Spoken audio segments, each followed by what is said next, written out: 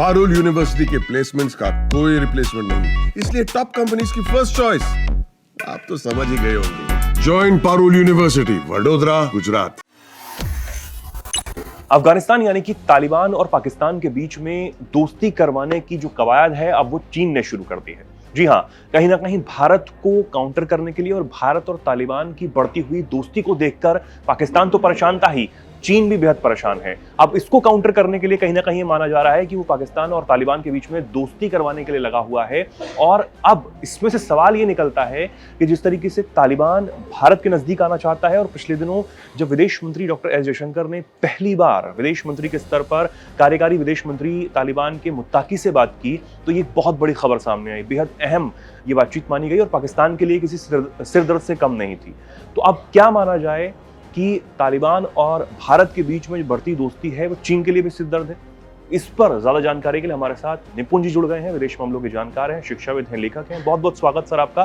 क्या कहेंगे सर आप इस पर कि जो पाकिस्तान और तालिबान के बीच में अब दोस्ती बढ़ाने के लिए चीन अहम भूमिका निभाने की कोशिश कर रहा है, भारत के लिए क्या खतरे की घंटी है और तालिबान भारत के लिए कितना जरूरी है, ये एक बहुत बड़ा सवाल है। क्या कहेंगे इस पर? जो पूरा अफगानिस्तान और पाकिस्तान का जो बॉर्डर है वो बॉर्डर डोरन लाइन का बॉर्डर है, और डोरन लाइन को हम जानते हैं कि पाकिस्तान और अफगानिस्तान के बीच में पहले से विवाद है, जिसमें खैबर पख्तूनख्वा और बलूचिस्तान के एक बहुत बड़े इलाके पर अफगानिस्तान अपना दावा करता है कि ये क्षेत्र मेरा है, जिससे कहीं ना कहीं पाकिस्तान की जो सॉवरेनिटी है, इंटीग्रिटी है, वो खतरे में बैठती है।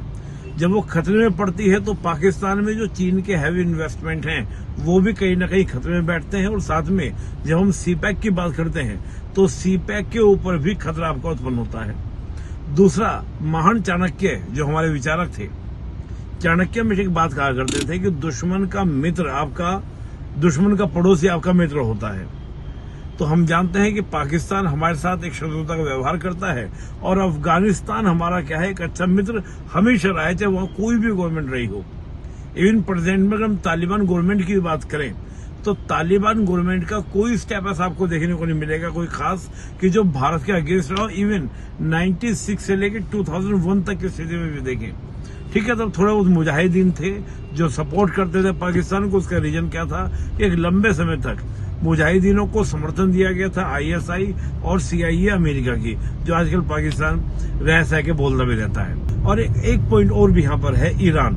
देखिए, ईरान की जिस प्रकार से नजदीकियां चीन, पाकिस्तान या रशिया के साथ बढ़ रही है, ईरान में भारत के हैवी इन्वेस्टमेंट हैं। यहाँ तक कि जो चाबार पोर्ट है वहां पर हमारे हैवी इन्वेस्टमेंट है, और चाबार पोर्ट के थ्रू हम क्या करते हैं, ग्वादर पोर्ट को क्या करते हैं, काउंटर बैलेंस करते हैं, ग्वादर को हम काउंटर करते हैं।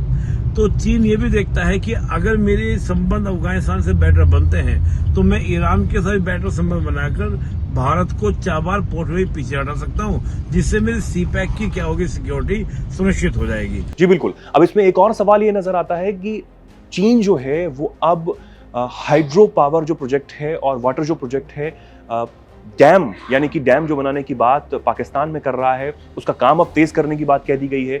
वो माना यह जा रहा है कि इसलिए क्योंकि भारत ने सिंधु जल समझौता पाकिस्तान के साथ जो रद्द किया, उसके बाद अब चीन इन कामों में तेजी ला रहा है। अब पाकिस्तान तो चीन के सामने गिड़गिड़ा रहा है कि इन सब चीजों को काउंटर किया जा सके, तो चीन भी अब उस तेजी से मदद करता हुआ नजर आ रहा है। क्या लगता है आपको, क्या इसके पीछे वजह हो सकती है?